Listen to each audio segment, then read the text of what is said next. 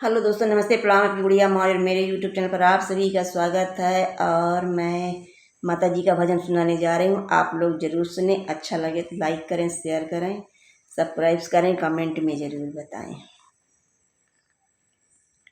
माई मोरी दुखी से उबारिदा। माई मोरी दुखी से उबारिदा। दुखी से उबारिद मैया खुशियाँ अपारबा।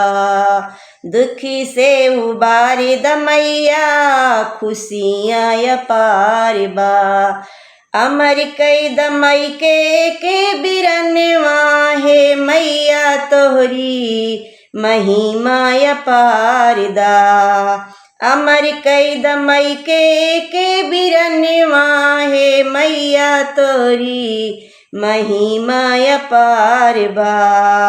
माई मोरी दुखी से उबारदा। तोहरे कृपा से मैया सुखी संसार बा। तोहरे कृपा से मैया सुखी संसार बा। सुखी संसार बा मैया सुखी संसार बा।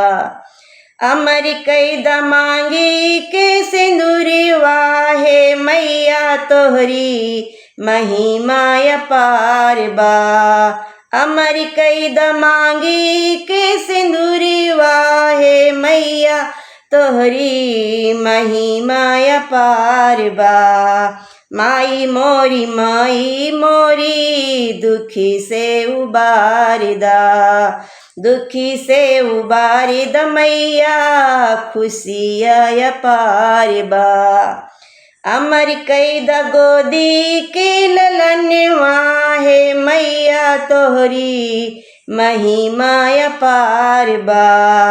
अमर कई द गोदी के ललनवा है मैया तोरी महिमा अपारबा।